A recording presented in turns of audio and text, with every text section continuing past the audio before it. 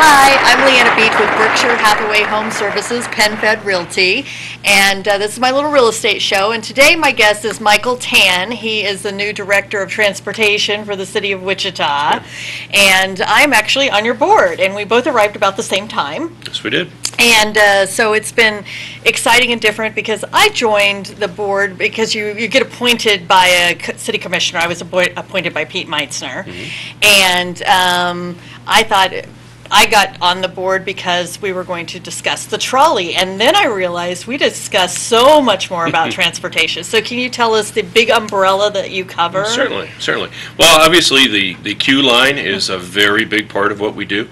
Part of that is to make the downtown Wichita area much more livable and usable to be able to access.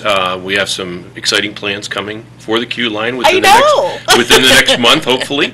And when we roll those out, we think that the people that live in downtown Wichita and the areas that are close to downtown Wichita will also like those, but also people coming in to visit what's going on downtown in downtown Wichita, like open streets yesterday. They feel comfortable as to being able to get on the Q line, take them wherever it is they need to go. And then obviously on the fixed route side, which is what we see, our big buses, we're trying to move our routes around so that they can actually become like busing used to be years ago, where people actually purchased homes that were on bus routes, because it made it easy and accessible for them to move around, to get to jobs, to get to education. We're starting a good relationship with USD 259, which will hopefully put a lot of kids on our buses that will then transition to adults that will use the system also. But we really feel that we want to get back to the days of when, again, people, especially in the center area of Wichita, feel that public transportation provides a really good need for them, so that they want to live down here, and then they want to enjoy the things that are around here, and it opens up their communities to other people to come in also. And then there's another component as well, that you do kind of social services. Yes, we have our shared ride, our paratransit, people that qualify medically, or senior citizens that have certain qualifications. They have access to our shared ride, which is an appointment type scenario. They actually register, so they are a customer of ours. We know their destinations, we know their locations as to where they live. We have a half-hour window pickup, and then we also have a half-hour drop-off window that we pick up. So it does perform, and we are required by the FTA, which is the Federal Transit Administration, to provide those services within 3/4 of a mile of any bus route that we have. So the people of the city of Wichita can access those that have certain disabilities that would qualify them for that. We want to make sure that we include, and we're very inclusive to the entire city of Wichita. Yeah, it's been a very interesting experience for me, very eye-opening, because I'm just a trolley rider and I'm a bicyclist, and that kind of encompasses that as well, from, about the lanes. And I thought, well, I'll get on and talk about what I want to talk about, and it was like, wow, it's so many more things. So let's talk a little bit, because this show is supposed to be about real estate. So let's talk about the fact that you came from the East Coast and chose to live here. You probably had many different choices of places you could go, but you chose here, and I've heard this speech before, but tell us why. Because I followed you around. You've been very open. You've been at district advisory meetings.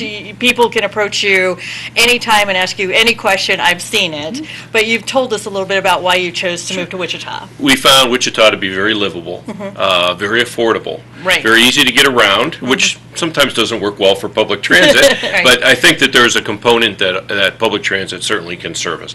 But the ability to enjoy what's going on in Wichita, the ability to work in areas of Wichita that are accessible through public transportation, but also just the atmosphere of the city, how it's all sort of coming together, but it's also the East and the West, which everyone talks about, but you also have this downtown component. But I also saw it as an opportunity because I see this community as growing, and it has a very strong and vibrant public sector and private sector. And both of them working together is something that is a direction that I wanted to see. Private concerns, as far as private industry, we want to make sure that we provide opportunity for them to get employees. And that's what another key component of public transportation. It's education, but it's also employment.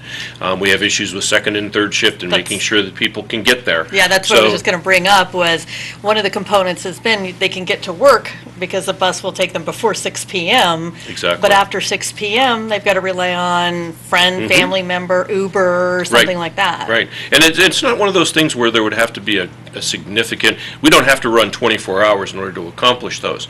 But any third shift is going to be 11 to 7. So you have to be at least able to drop people off before they're 11 o'clock. And then our morning actually starts at 5 o'clock in the morning. So the morning end of third shift, it would not be a problem. So it's really just about extending and coming up with revenue sources that allow us, and of course associations. Where I came from, we had a number of employer associations with public transit that helped to fund that, because ultimately as we extend service and we extend hours, there's a cost to that, but the best way to assist that or to fulfill that need is to fulfill the need of the employer. Because one of the things you check on an application is, do you have reasonable ways to get to work? And if you're checking no, or I can only work this shift, then that limits who they can hire. Exactly. And that doesn't help the vibrancy of our city, because if you're not getting employees, then we have empty buildings. Exactly. And that's where I come in. I don't want empty buildings. I need buildings rented. I need homes rented. And we'll tell the quick story about, I had a house listed. It's in the Douglas Design District. And this couple came in and looked at it. They weren't even looking to buy a house. And they know I'm going to tell this story. And one of the reasons that they purchased was because he could use public transportation to get to his job from their house. There's a bus stop right across the street almost, and he can take public transportation to his job, and they didn't need to now have another car if they didn't really want one. It was a great deal for them. That's why they purchased that particular house, and that's what we're saying is we'd like to see more of that happen. Yes. But the bus routes, the times have to change, some of the days have to change, because we're not running on Sunday. That's correct. Trolleys run on Sunday, fixed route buses do not. That's correct. So you're here to kind of make some of those changes, and you would like to hear from your constituents and your ridership. So if they want to get a hold of you. And second and third shift positions are usually the starting positions at great places to work, like Spirit Aerospace. Right. Second and third shift is where usually a young guy just getting out of high school is probably going to start. Right. He's going to start a family someday. He's going to buy his first house someday.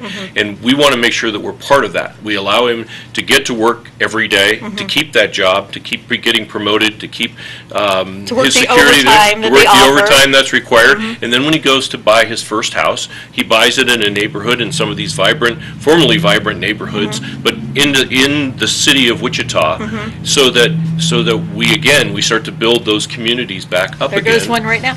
Exactly. I think I've counted 3 or 4 buses since we started the show. Broadway's very busy. Yeah, so we're right on the corner of Broadway, so you can actually get a bus to my show if you want. And let's talk a little bit about the cost of a bus and bus passes, because I'm not a bus rider, and I think a lot of people, one reason we're out of time. We've run completely out of time. That's good. We'll do it again sometime. We'll do it again because we have so much to cover. Thank you.